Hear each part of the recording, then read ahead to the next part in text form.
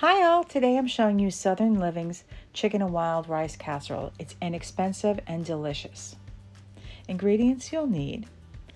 I've listed everything here that you will need, as again, it's pretty much a pantry casserole and very inexpensive and easy to make.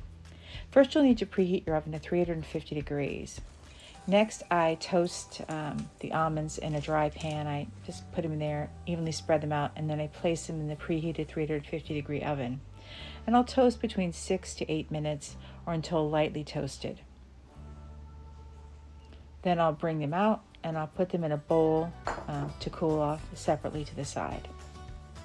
Next, I'm going to preheat the oven to 400 degrees because now I'm going to work on the chicken. I'm going to measure out about 3 pounds of chicken breast strips and place them in a baking dish. And then I'm putting them in the preheated 400 degree oven. And so you're baking the 3 pounds of chicken breast strips in a 400 degree oven that's preheated for 20-25 minutes. You can also buy a rotisserie chicken and do it this way. And next, I'm using the box direction to cook 2 boxes of the long and wild rice mixture. And then next, I'm going to finely chop 2 large onions. And again, I'm going to use the food processor because I have horrible chopping skills, and it just makes it a lot easier. And there, I'm done. Next, I'm going to finely dice 4 stalks of celery.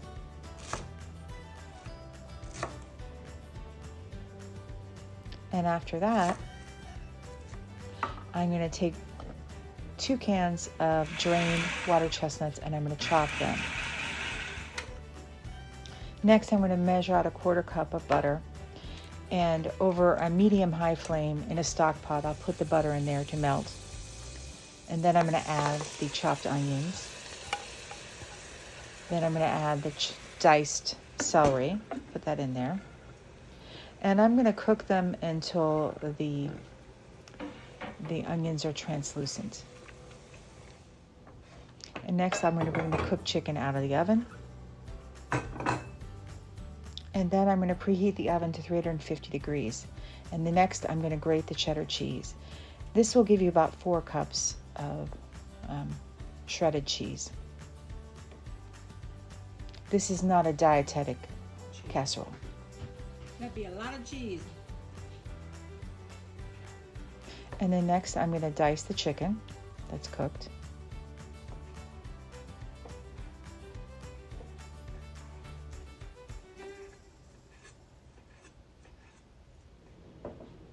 And now I've measured out 1 cup of whole milk. And I brought the celery and onion off the stove. And then I'm going to add the diced chicken to it. And then next, I have in a separate mixing bowl, I've melted 3 tablespoons of butter, and I'm going to add 2 cups of panko breadcrumb. I'm going to mix it really well. This is the breadcrumb topping that I put on top of the casserole. This is the topping on your breakfast? And then next, I'm going to add 1 cup of whole milk sour cream, or full fat, and I'm going to add that to You want me to open the the blinds? stock pot. And I'm going to mix thoroughly. There's a lot of mixing thoroughly here.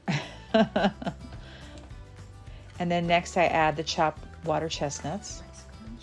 This gives a nice crunch to it. And I mix thoroughly. Things that I've opened, And then next I add 2 cans of cream of mushroom soup. but it's just And then again, I mix thoroughly.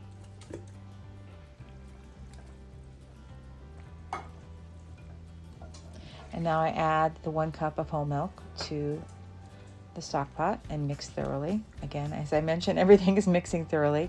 Now I just add a 1/2 teaspoon of kosher salt and a 1/2 teaspoon of freshly ground black pepper. And we're almost to the finish line. And mixing thoroughly once again. And now we're going to add the 2 boxes of cooked long grain wild rice mixture. And then again, we're going to mix everything together.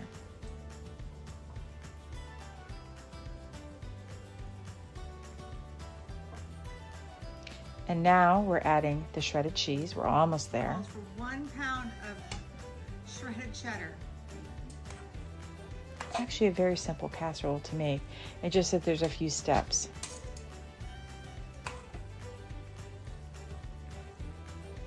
Lastly, we add the toasted slivered almonds and mix. The almonds will give a bit of crunch as well. Next, I'm just going to spray generously the deep dish, baking dish with spray.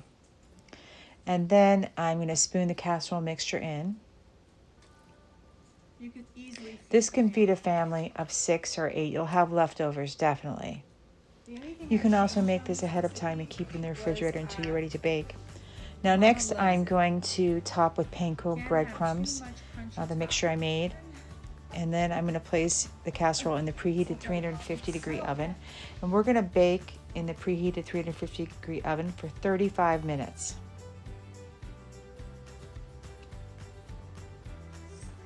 And we're going to bring it out of the oven and serve while hot. Woo! I guarantee your family will love it. It's so delicious and addictive.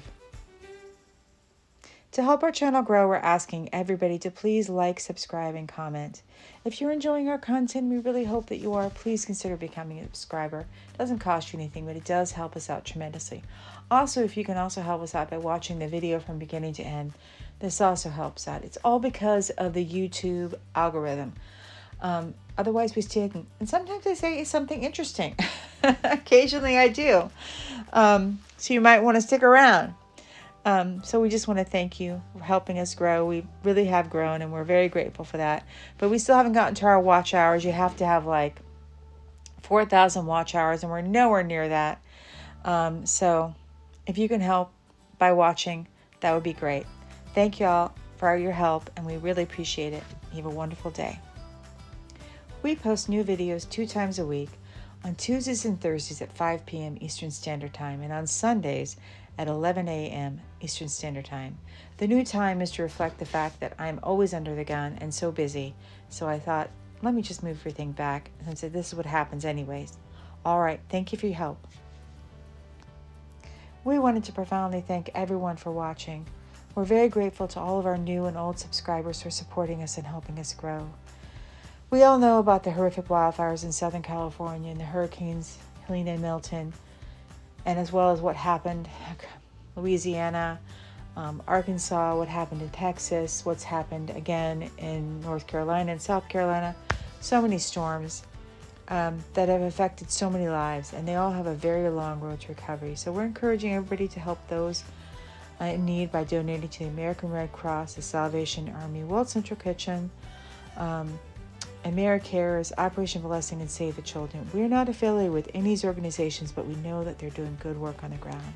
I'm going to add one final thing. I am not a political person, but I am very much for FEMA. I think we've seen how important FEMA is, and if it's not running on all cylinders, tragedy does happen. When you don't have the people in positions to warn people that things are getting worse, or satellites are offline, and the information's not being shared, or phones aren't getting answered to flood victims, or states are getting denied FEMA disaster relief, it's going to be very difficult for these places to recover, because if a business is destroyed or homes are destroyed, they're not paying taxes. You're not saving money by getting rid of FEMA. It's going to cost more. And as my mama says, you're basically spiting yourself. You're cutting off your nose to spite your face. It's just not sound practice, business practice, or government practice. I don't know what else to say about that. So that's the only thing I ever talk about that's anywhere near political. And it's basically because I want to help people that are in need. And when I turn on the TV and I see what's happened to them, my heart is just crushed. And those 26 children that died, and probably more because they're still missing, I just can't get over it. It's horrible. Anyways, again, as always, stay safe and be blessed, and I'll see you next time.